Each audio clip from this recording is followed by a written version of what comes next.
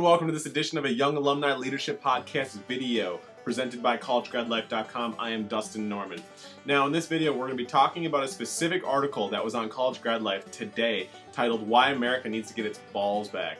Now to be honest, I think that this is a really important topic, especially for anyone who's a young leader or a young professional or somebody just in Generation Y who wants to give a crap about their country or the future of the country that they're going to live in. Even if you don't care about the country, if you're still going to live here, you might care about how good or dilapidated it actually is. So I think the first thing we need to start focus on is that unfortunately, America has now given up on a tradition of creating things, and we've moved into a tradition of consumption, and this is where we've lost our balls actually.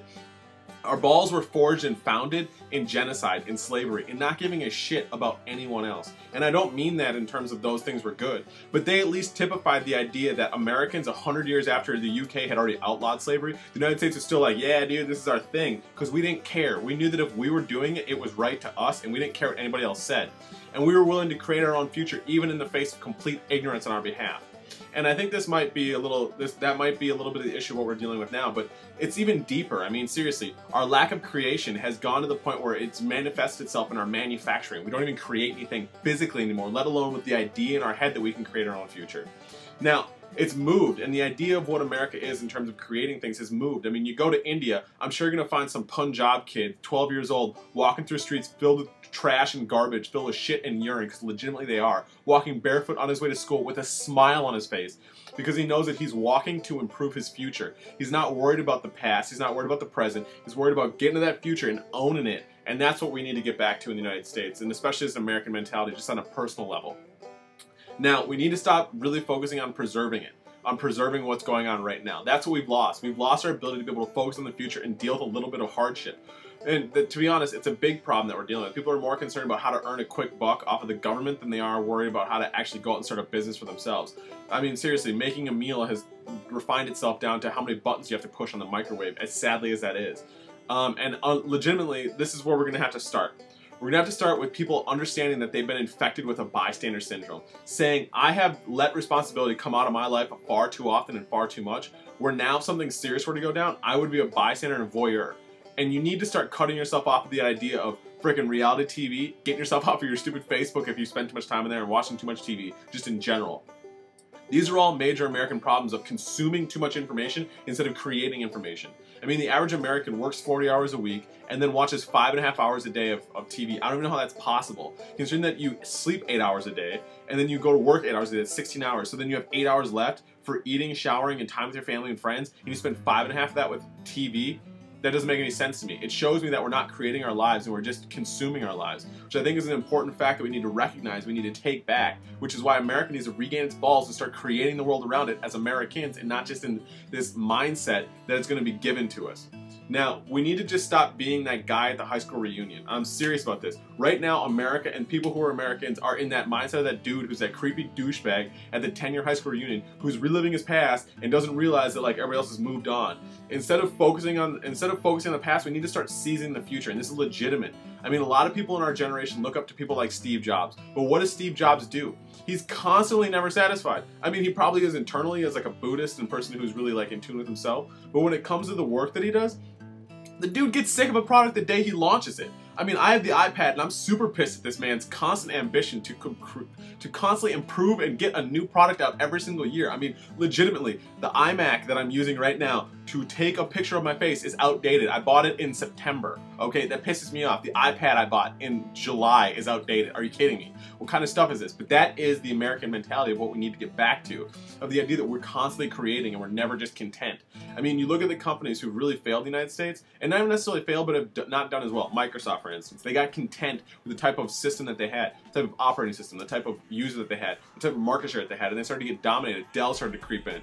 You know, you have Linux who started to creep up, Mac started to take over. You have Google who's going to start an operating system, things like that. People who get content are the ones who get taken over, and we need to get rid of this idea of content in our lives. We need to start focusing on what we can create to how to make our lives better in the future, and realizing that if you focus on continually making your life better in the future, eventually you're going to be in that future and your life is going to be a lot better, and you're going to still be making it better than that. I mean, that's how entrepreneurs work.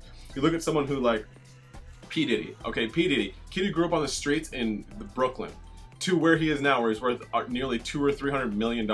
And the man is never content. He's constantly pushing for more. And now he's in the part of his life where he's planned to get to this point where this future that he evolved into and really worked for has become his reality. But he's not content. He's not done. He's not just going to be like, I'm going to stop working. I'm just going to spend all my money, because we've seen Mike Tyson blow through $300 million in a decade because he got content with what he had. He got focused on what he had and started preserving what he had as opposed to trying to build on the future. And this is what we need to really focus on. This is why America needs to get its balls back. This is why this part of the article, and I did a podcast on this too, that's in iTunes if you want to check it out. I'll put links in the show description below. But this is a really important concept that every single young leader, every single young person, Generation Y, Gen Xer, and even Baby Boomer needs to be focused on, is that we've gotten away from creating and we've gotten into just consuming. And we can change this as long as we get rid of being content, we start focusing on building a future, and we admit to ourselves that the past was pretty cool, but it's over, okay? It's over. There's nothing left. You cannot go back to it. You have to admit that to yourself. If you can't admit that to yourself, you're eventually going to be stuck in regrets, because you're going to realize that all you did was waste your time looking at pictures, photos, agonizing over how sweet it used to be, and then eventually you're gonna look back and go, wow, that was a really shitty time period. I didn't do anything that whole time. The only thing I was doing was like, I'm number one, I'm number one. Wait, I'm not number one?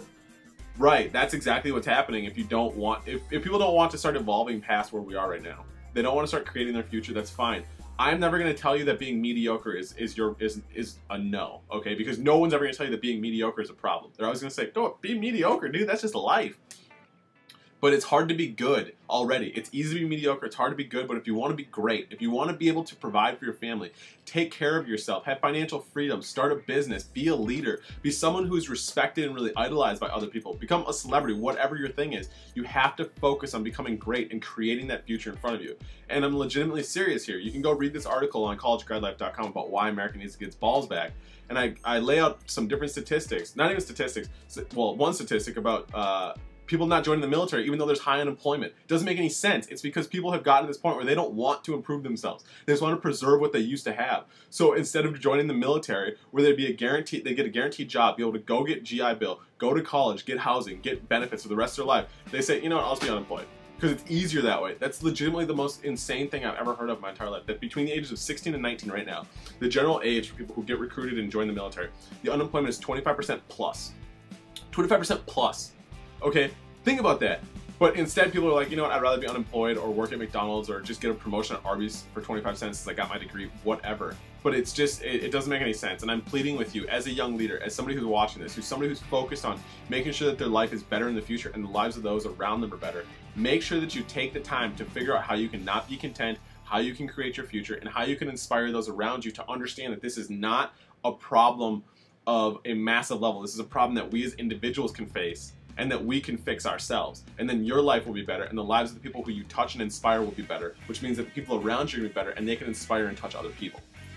Now, I want to thank you for watching this video. This has been a presentation of a Young Alumni podcast video presented by collegegradlife.com. You can always contact me on Twitter at YALPHost, YALPHost, or you can email me at YALPHost@gmail.com. I'll put both of these in the show descriptions down here, and I'll make sure to put these in the show notes right. Yep, you here. Thank you. Have a good day. Go out and lead someone. They need your help. I'm not even joking.